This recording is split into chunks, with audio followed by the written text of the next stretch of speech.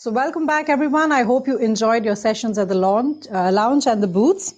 And if you were not able to do that today, it's okay. We can do that. We can try that after this session. So our first speaker is Dr. Philipp Sander from Salzburg, Austria. Philipp is the Managing Director at Risk Consult GmbH, Austria. He supports owners and contractors in the areas of cost, risk management, construction, and organization processes, and also software development. He joined the team of Risk Consult in 2006, and since 2019, he's also the head of the Department of Construction Management at the University of Bundeswehr Munich. Philipp was also elected ICPMA Vice President in 2020. So he's not just a speaker, he's also a colleague and a friend. Today, he will be sharing his insights and expertise about risk management for major infrastructure projects and application of a digital project risk twin with us. So ladies and gentlemen, I present to you Philipp Sanders. Philipp, the stage is yours. Okay, thank you so much. A small correction, it's Innsbruck, not Salzburg, but sorry, it's the same country, no problem. My apologies. No problem. Okay, thank you, Hagit. I share my screen. You should see my screen right now. Yes. And I would like to start with cold greetings from Innsbruck this morning. You see it's very heavy snow here. And greetings to the warmer regions of the planet from my side. So for the next 30 minutes, the topic will be, as Hagit just mentioned, risk management for major infrastructure projects, the application of a digital project risk twin. 3 points. First, short introduction to Risk Consult. Then we look at the objectives of risk management. Third point will be the problem of the major infrastructure projects. And then we will go into the system integration. I would like to show you our risk project twin application and how it looks like in a software.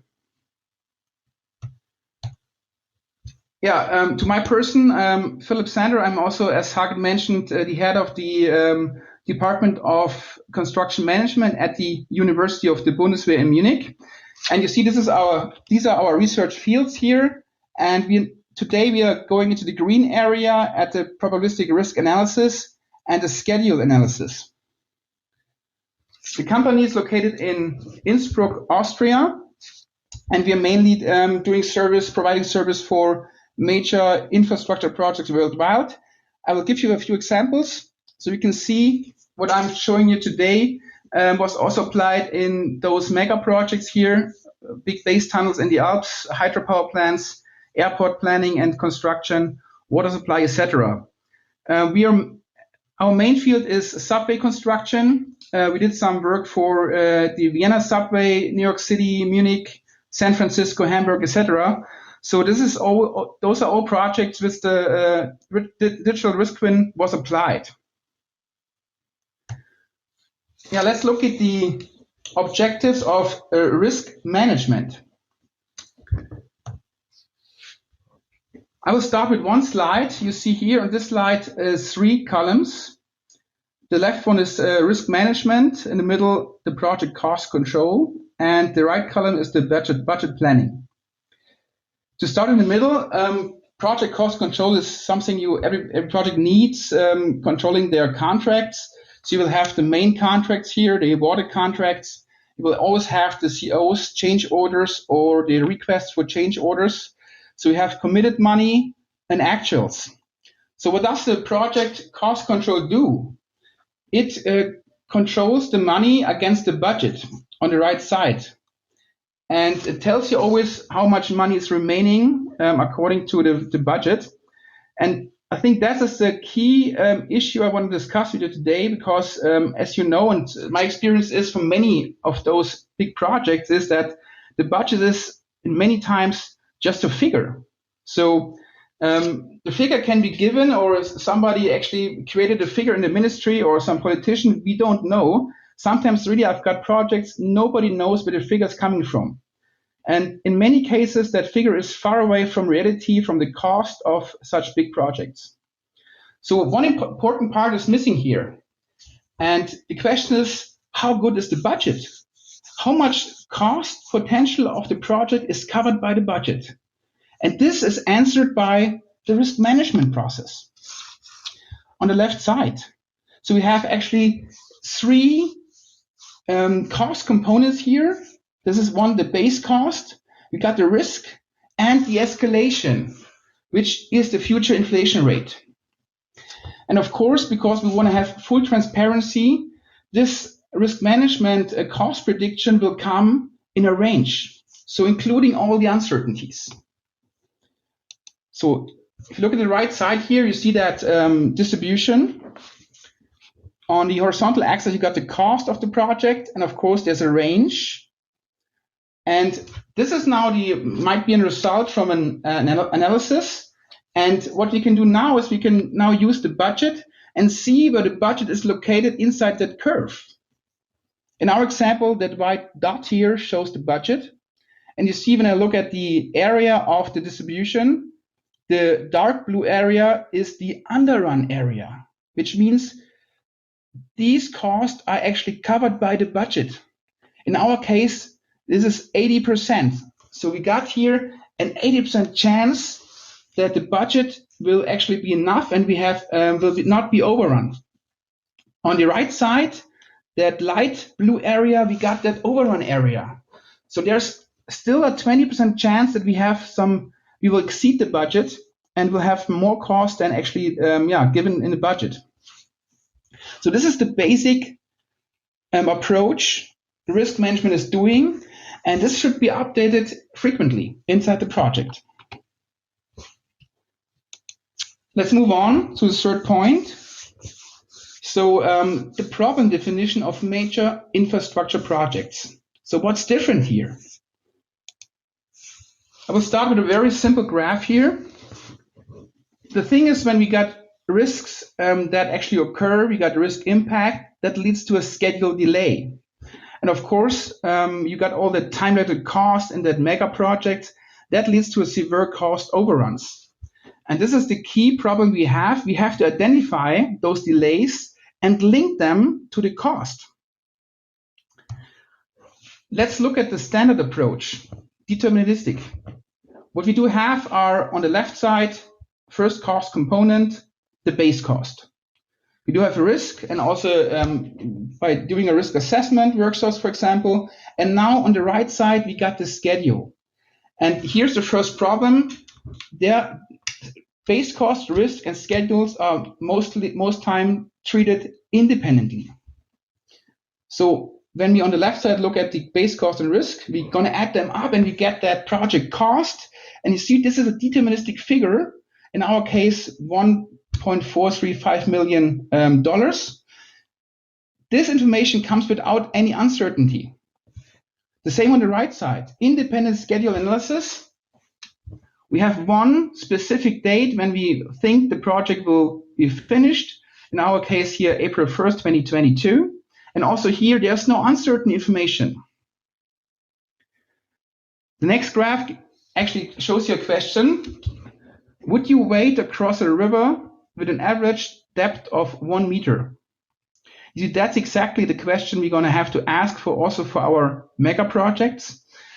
That 1 meter is an average, okay? And we're expecting what we do when we have deterministic figures for our mega projects. We have an average, and we're expecting that over the whole construction period of the project, say 10 years or even more, we have the same conditions. That's not true. We have to look at the second picture down here. We have to look for all the uncertainties, and we have to provide transparency to avoid actually getting drowned here. So the question is now, what do we have to change now from our standard approach to make it an integrated model? First of all, risks has also to be evaluated with a potential schedule impact. And then we have the schedule analysis, our completion date. But now we have for every milestone, we have some potential delay caused by risk impact. And now we have the link to the base cost. We take all that time-dependent cost from the base cost and link these costs to the potential schedule delays at the milestones. And we're going to receive now what we need for our assessment, the potential delay cost. including now, you see this is now an integrated approach. And the results will be on the left side, of course, our cost, as you have seen it in the first slide, coming in a range. And we can now actually see where our budget is located. In this case, almost in the middle. So we get a 50% chance of underrun and 50% chance of exceeding the budget. The same on the right side for the schedule. We can now answer the question, how high is the probability that our completion date will be actually exceeded or not exceeded? And you see how powerful this information is for any control of the budget and the project. Yeah, when you do the full analysis, the question is, what is some kind of the result for the full project? This is shown in the next slide. Again, on the left side, our basic cost components, B, base cost, R, risk, and de-escalation. And the curves on the right side are now depicting such a result for a project. I'm going to explain the graph to you. Horizontal axis shows the cost in $1 million. The vertical axis depicts the probability of not exceeding a certain percentage of cost. And now the first blue line, that vertical line here, is really what we have seen before, that deterministic figure. There's no range, it's just a single point of estimate. And this is the base cost estimate as you get it from your planning team, for example. In our case, $747 million. There's no uncertainty in here.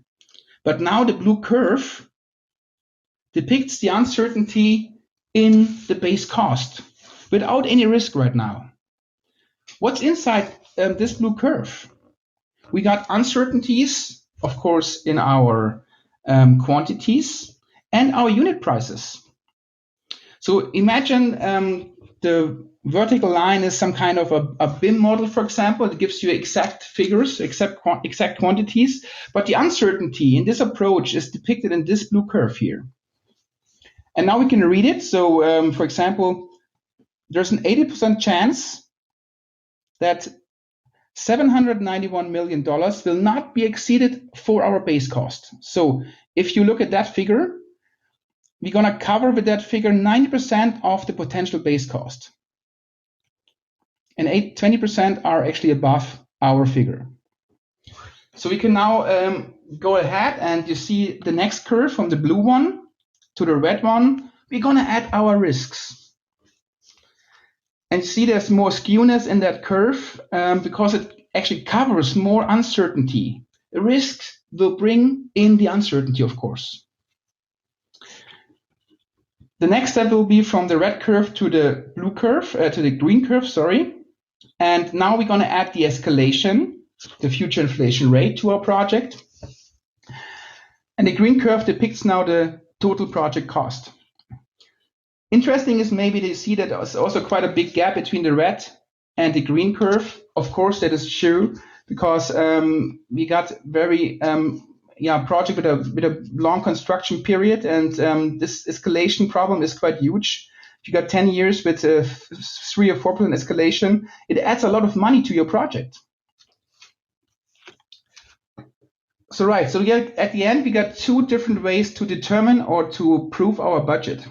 The first way is if there's no budget given, that's the best case, I would say. You can form a budget out of your results. And now it's important for the owner to say, okay, we want to have some kind of, I would say 80% chance that the budget will not be exceeded. So there's some kind of a robust budget, which is sometimes needed.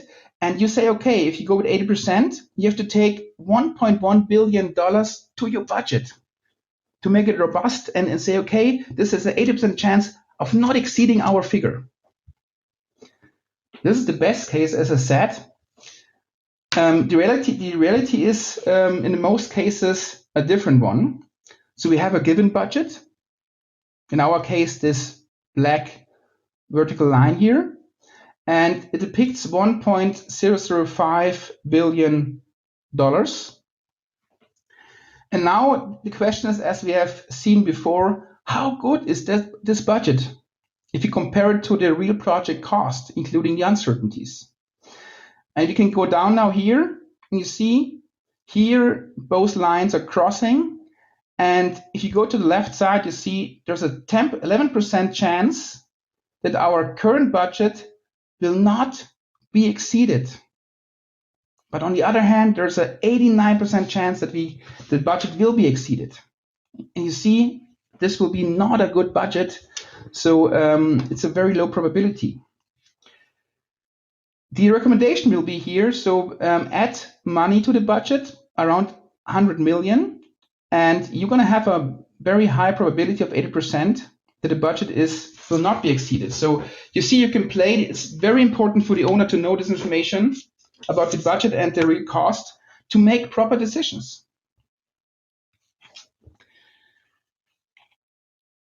Yeah, let's look at the project risk twin. This slide gives you an information about how everything is put together, how the whole system is working. We do have three columns here. On the left side, input. In the middle, the project risk twin. And on the right side, output and results. Input will be cost, of course, our cost estimate, coming from Excel, from different software products. Our schedule, maybe P6 or MS Project. Risk analysis, mostly also done in Excel. And of course, our budget, SAP, Unifier, whatever is used to control the budget. All these informations are actually gathered and now linked in the risk twin. That's the middle of the slide here. And you see in the middle, we do have that risk register and our risks, our identified and evaluated single risks. And all these triangles here just indicating the risks have some uncertainty, which we're going to have to handle. And each risk will be connected to a certain activity in our schedule, and also for the direct cost impact to the WBS in our project. I'm going to show you this later in a real model. If this is done, then you have, when you simulate again our curve for the completion date and your target date inside the curve, it depicts you. Red area is the overrun area. And this area is now the problem, I would say, because for each day you exceed your target date and you have to pay money because there are running costs of the site. And this is done here in the model by linking back that red area and connecting it with the running cost of the site and now assigning it to the WBS at a certain level. You see now, this is now the integration of cost, schedule, and risk. And at the end, when you aggregate the WBS, you will receive what you've seen before, your distribution, your uncertainty, and you can actually now evaluate your budget. On the right side now, you see two dashboards. These are results which actually are very useful. It's very condensed. Two dashboards is A3 format usually, and one is for cost, one for schedule, and they contain every information which is really valuable for the project management. We'll identify your curves over here. If you got time at the end, I will show you also maybe some of those dashboards. If not, just email me. I can send you some of the examples. Okay, let's jump into the last point. It's the system integration. And you see here now a typical system of a mega project. We have got different components of software products. On the left side, accounting system. Most time it's SAP. We got a project cost control system in the middle. Can be I2, Unifier, etc. And we got the scheduling down here. As I said before, can be P6 or MS Project, etc. What the risk management now does is it actually pulls every information it needs from the systems, not all information, just the information that this is needed, and connects it to the model we have seen before. The output will be dashboards, can be given by different software products, which are actually now information for the project management. I was talking very long now, so let's jump into the model, the application, and I would like to show you some of those, how it works. So this is now the software called RIA we're using for that digital project risk twin. And I'm going to open an example for you. It's a sample project tunneling.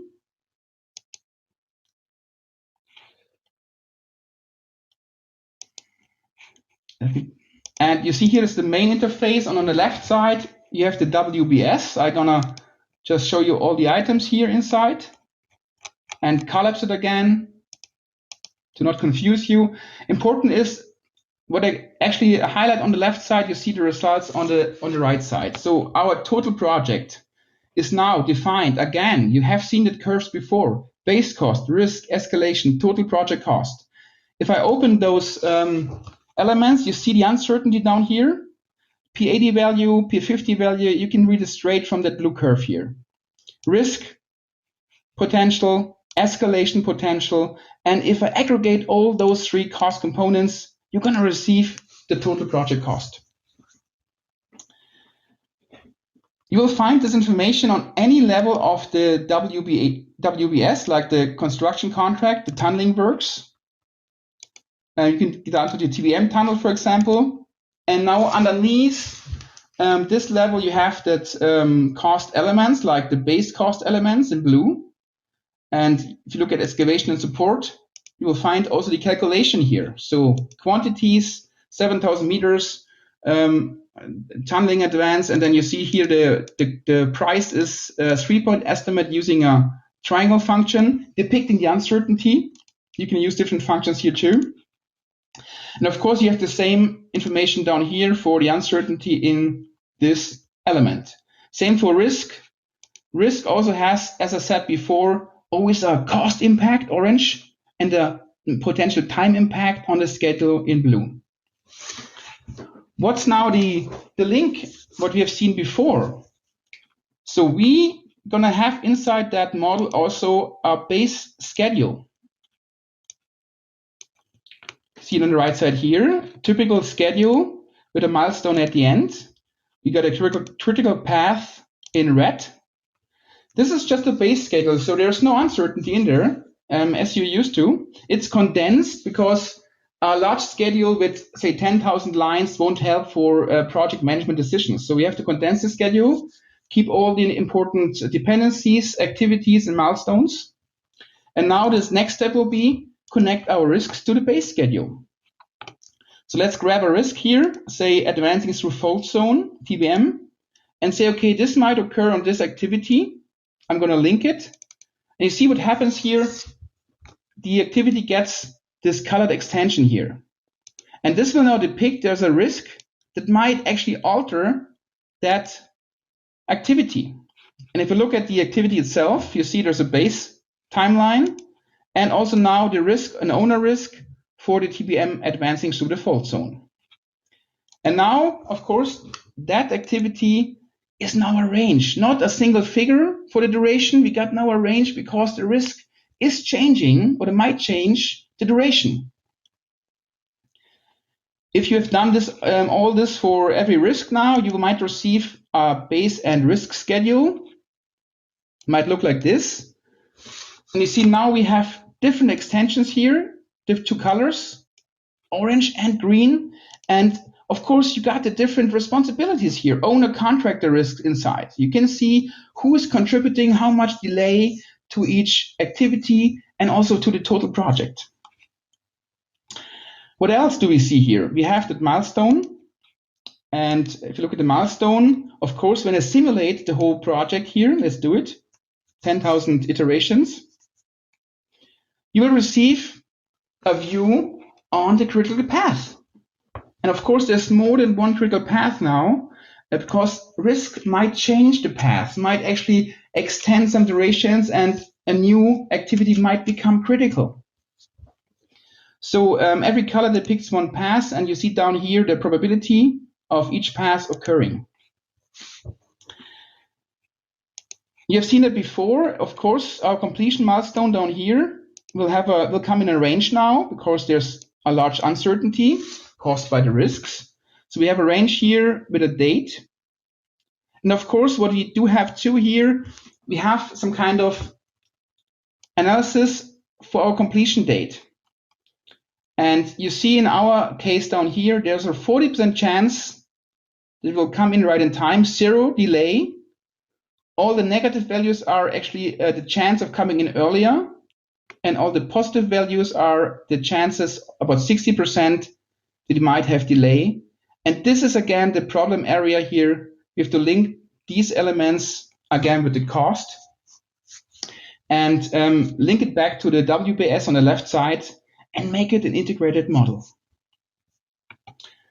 This is a very short walkthrough I've given you. At the end, of course, what you need is you have to see what are the biggest risks, for example. So like tornado charts, for example, give you an impression which risk might actually change your project the most.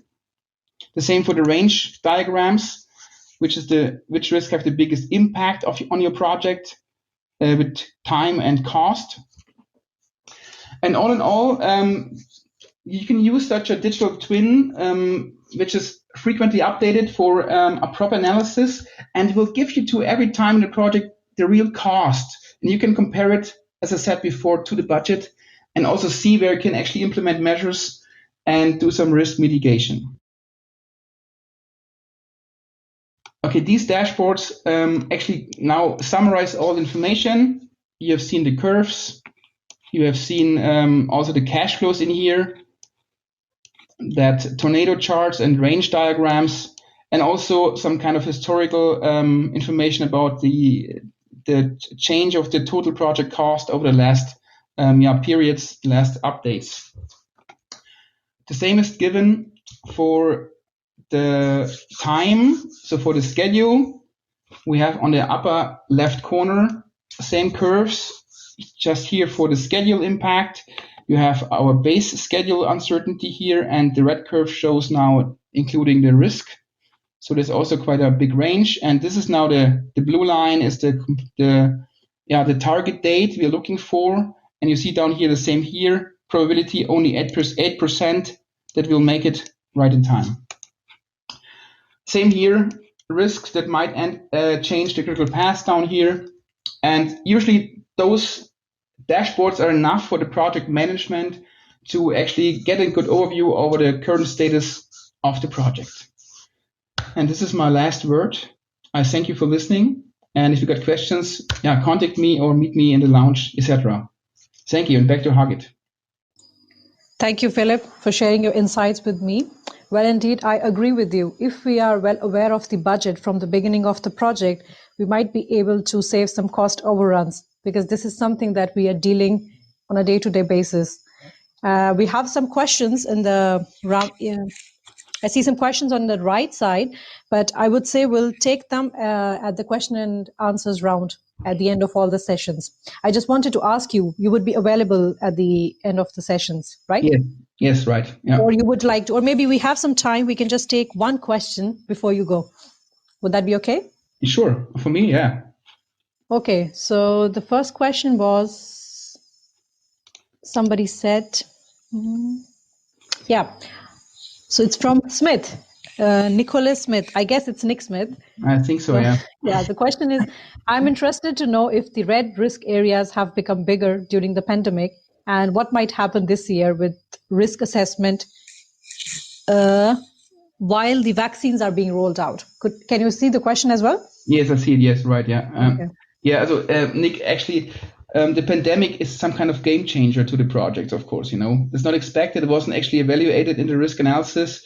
And of course, when something happens like that, you have to reassess your whole project. In most cases, Yeah. It's not inside the red curve, of course, because it's outside our system. But it has, of course, a big impact to all of the projects. I agree with you, Philip.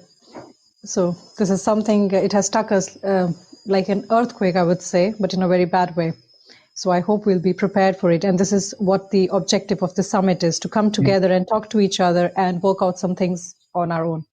So I think I would end this session, and we'll see you in the question and answers round after Peter and Nick have spoken. Thank you very much for joining us today. Thank you, Hagit. See you soon. Later.